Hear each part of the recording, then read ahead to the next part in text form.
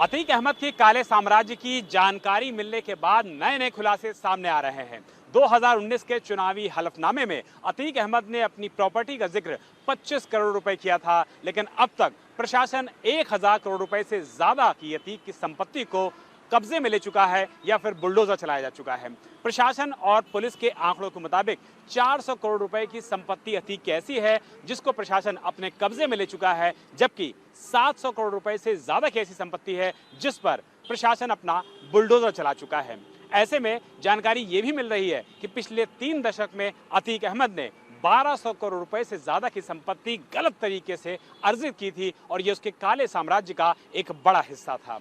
पता ये भी चला है कि अतीक ने अपने पार्टनर्स के दम पर विदेशों में भी बड़ा इन्वेस्टमेंट किया था। उसने दुबई और मलेशिया में भी अपने रिश्तेदारों और बाकी करीबियों के नाम भी प्रॉपर्टी कर रखी थी। पता ये भी चला है कि दुबई में अतीक की जो प्रॉपर्टी है, बेशकीमती प्रॉपर्टी है, उसे उसने आरिफ एमबीए के नाम कर रखा था। आरिफ वो शख्स है जो कि शबाना का बेटा बताया जा रहा है और शबाना अतीक की गर्लफ्रेंड बताई जा रही है। पता चला है कि शबाना के कहने पर ही अतीक ने अपनी बेशकीमती प्रॉपर्टी को आरिफ एमबीए के नाम किया था और जांच में इस बात का खुलासा भी हुआ है कि आरिफ ही अतीक की दुबई में सारी बेशकीमती संपत्ति का इकलौता मालिक बताया जा रहा है। अतीक अहमद की पत्नी शाइस्ता परवीन को शबाना पर बहुत ज्यादा भरोसा था। खबर तो यह है कि शाइस्ता अशरफ की बीवी जैनब से ज्यादा शबाना को अपना समझती थी। शाइस्ता को लगता था कि शबाना उसके इशारों पर नाचती है, लेकिन इस खुलासे के बाद शाइस्ता कभी होश फाख्ता होने वाले हैं, क्योंकि वह खुद को जिस सल्तनत का इकलौता वारिस मानती थी, उसमें शबाना और उसके बेटे ने सेंध लगा दी है। पुलिस की जांच में यह भी निकलकर सामने आया है कि अतीक ने सऊदी अरब में प्रयागराज के करेली के एक व्यापारी के जरिए पैसे लगाए थे। इसके दस्तावेज अतीक के वकील सौलत हनीफ के पास मौजूद हैं। पुलिस की पूछताछ में वकील सौलत हनीफ ने इस बात का खुलासा किया है। फिलहाल जांच एजेंसी विदेशों में अतीक की प्रॉपर्टी और पैसे की कुंडली निकाल रही है। यूपी पुलिस की जांच में यह पता चला है कि शाइस्ता परवीन सबसे ज्यादा भरोसा शबाना के ऊपर करती थी। पता यह भी चला है कि वो अशरफ की पत्नी जैनब से भी ज्यादा शबाना को अपना मानती थी। उसे लगता था कि शबाना उसके एक इशारे पर नाचती है, लेकिन जब यह खुलासा शाइस्ता परवीन के सामने आएगा तो निश्चित तौर पर उसके पैरों तले जमीन खिसक जाएगी।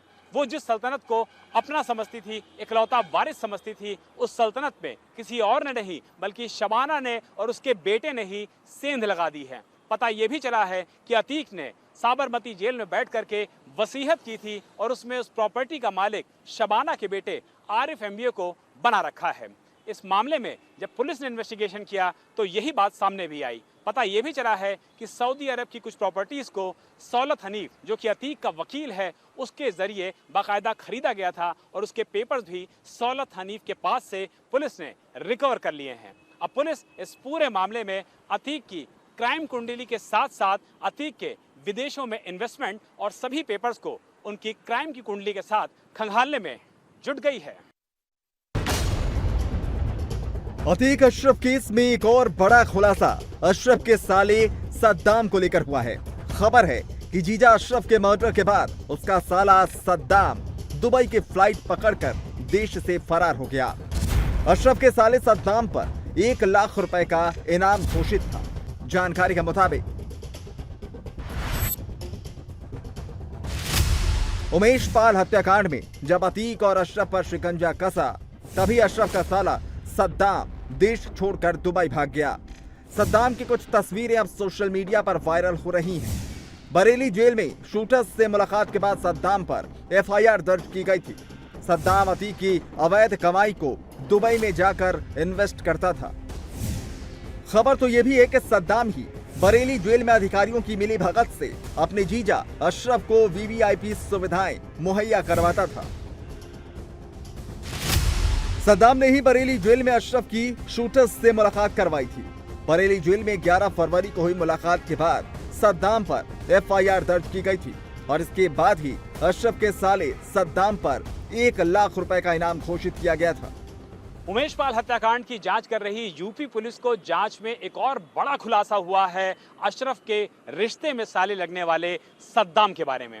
सद्दाम के बारे में जानकारी मिली है कि वो उमेश पाल हत्याकांड में जब से 1 लाख रुपए का इनामी घोषित हुआ था, पुलिस ने उसके ऊपर शिकंजा कसना शुरू किया था। उसके बाद सद्दाम दुबई भागने में कामयाब हो गया है। पता ये चला है कि सद्दाम ही अतीक के इन्वेस्टमेंट को दुबई और दूसरी कंट्रीज में इन्वेस्ट कराता था। पता ये भी चला है कि बरेली जेल में अशरफ के लिए जो भी वीवीआईपी इंतजाम होते थे, उसका सूत्रधार सद्दाम ही हुआ करता था। सद्दाम ही शूटर्स को ले जाकर के अशरफ से मुलाकात कराता था और उमेश पाल हत्याकांड में जो भी जेल के अंदर ताना बाना बुना गया था, उसमें सद्दाम की एक बड़ी भूमिका थी, जिसके बाद यूपी पुलिस ने इस मामले में सद्दाम के ऊपर एफआईआर भी दर्ज की थी। सद्दाम के ऊपर शिकंजा कसना भी शुरू हुआ था, लेकिन इससे पहले कि सद्दाम को पुलिस पकड़ पाती, सद्दाम देश से भागने में कामयाब हो गया और उसने अपने करीबी लोगों को कुछ फोटोज भी पोस्ट की हैं, जिसमें लिखा हुआ है कि मैं जा रहा हूं एक सुरक्षित स्थान पर। हैरानी की बात यह है कि यूपी पुलिस ने इस मामले में एयरपोर्ट का डाटा तो खंगालना शुरू कर दिया है, लेकिन अब तक सद्दाम के पासपोर्ट को कैंसिल करने की प्रक्रिया शुरू नहीं हो सकी है। मतलब अशरफ का साला सद्दाम तो फिलहाल पुलिस को चकमा देकर देश छोड़कर भाग चुका है, लेकिन जिन लोगों ने बरेली जेल में अशरफ को वीवीआईपी ट्रीटमेंट दिया, सद्दाम के साथ सेटलमेंट किया, उन पर योगी सरकार का एक्शन शुरू हो गया है।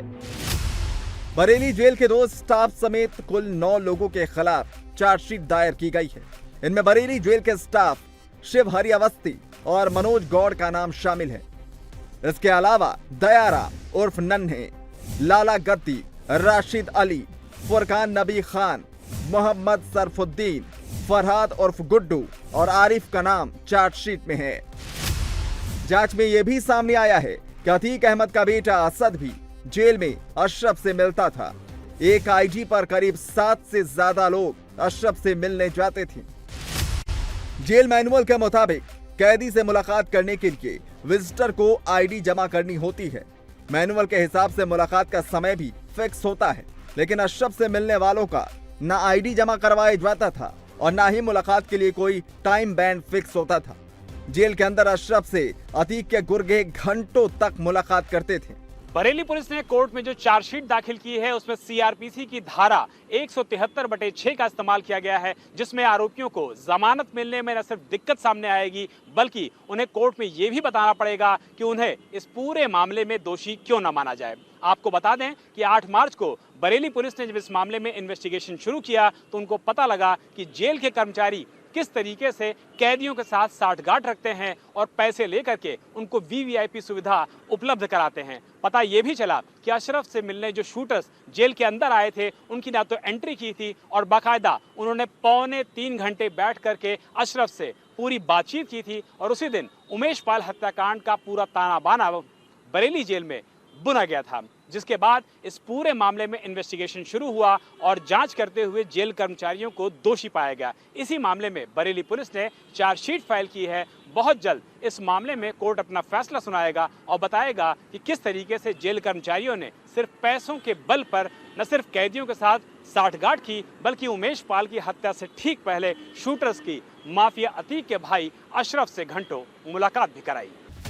पुलिस ने अपने चार्जशीट में यह भी कहा है कि सभी 9 आरोपियों को कोर्ट जमानत ना दे, क्योंकि इनको जमानत मिलने से जांच प्रभावित हो सकती है। दूसरी तरफ अतीक अहमद की बीवी शाइस्ता परवीन और अतीक की बहन आयशा नूरी अब तक पुलिस के हत्थे नहीं चढ़ी हैं। पुलिस शाइस्ता के खिलाफ गैंगस्टर में केस दर्ज करने की तैयारी कर रही है। उमेश पाल हत्याकांड के बेस पर शाइस्ता पर गैंगस्टर एक्ट लगने वाला है।